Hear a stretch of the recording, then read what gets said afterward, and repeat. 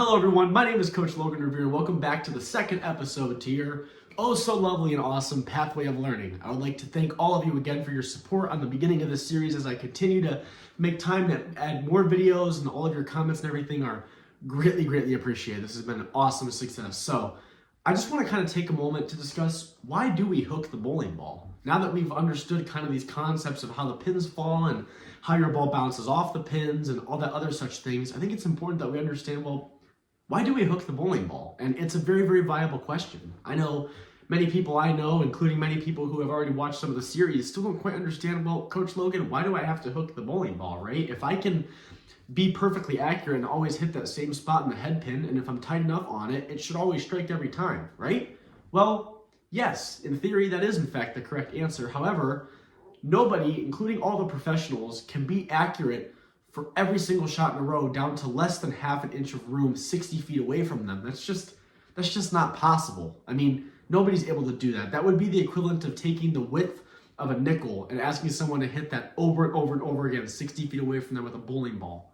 That's hard. That's very difficult, especially since with what I'm going to discuss, you're not going to have enough angle to carry through the pins as much. So let's go a little bit deep further into this. So numbers-wise, it's important to understand the degree of angle of which we were talking about in the pins characteristics video in the previous episode regarding those angles and such that you're creating with your bowling ball. So without going into too much detail, because we'll go into it more once we discuss the lane, it's important for you to understand what I'm saying when I reference the angle of entry to the pocket. The angle of entry to the pocket is the angle of which your ball is entering the pocket toward the end of the lane. I'll put up an illustration. So what I mean by this is it's the angle of which your ball is entering the pocket as it's traveling through the pins. Now, optimally, you want your ball to approach the pocket between a 3-degree and a 6-degree angle. Now, these are dictated by how your ball navigates and gets down to the lane. On how late it hooks will have a steeper angle versus how early it hooks will have a more shallow angle. This is when I was discussing how much that head pin you have to use, because if you look at the illustration, the 3-degree, you're going to have to be a little closer to that head pin since it'll have an easier time bouncing off the pins. However, with the 6-degree, where it's maximum, where it will strike optimally, you can't be as tight on that head pin anymore because that means it'll have too much continuity if you are. So with that being said, you're going to have to be a little bit later or a little bit more right on that head pin when it's a little bit more aggressive of an angle. So now that we understand this even more numbers-wise, it's impossible for us to actually get it there without hooking the bowling ball. If we were to throw straight, to even just get about 4.5 degrees of angle, you'd have to be bowling from the next lane over.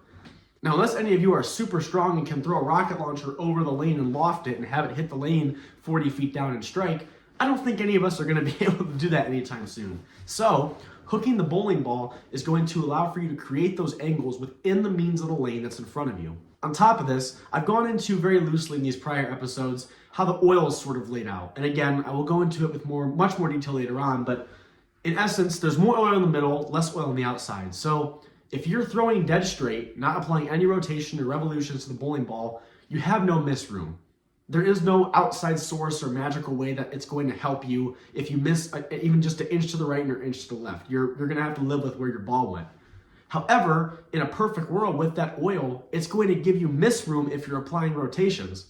For example, if I miss to the right and there's less oil toward the outsides of the lane, it's going to read more and it's going to hook more. Versus if I miss to the left and it sees the inside or the middle of the lane for longer, that means it's seeing more oil and is hooking later. It's basically creating like a suction cup into the pocket, and now it's like, okay, I can miss by even an inch, maybe even 2 in a really nice world, and I'll still have very high odds of getting my ball in that right spot on the head pin just about every time. Obviously, this will cause you to have some variance in your angles, but either way, it's going to get it way closer to the correct spot where you need to be, versus if you're throwing straight, you have literally no help from anything. On top of the oil being designed to help your ball react the way, the inside of the bowling balls are engineered to create more hook, less hook, other such things. So understanding these and finding a good bowling ball that's fit for you based on the conditions you're bowling on will give you even more miss room and even more carry. You can use different parts of the head pin and strike more. By not hooking the bowling ball, you're not only opting out of any assistance that technology is giving you in the lane, but you're also making it way more difficult on yourself in the end of things. So for all of you, I would strongly advise taking an extra moment to ensure that you are applying an adequate amount of rotation on your bowling ball so you can take advantage of that hidden technology and the oil that's laid out in front of you. I plan on making a much more designated video on how to hook a bowling ball in an old school way versus a new school way versus how I believe it's going to develop as the future continues to march along. So stay tuned for that, but if you do need assistance with hooking the bowling ball, keep on conducting thorough research and finding other online resources for the time being, but I promise you that video will come along down your pathway of learning.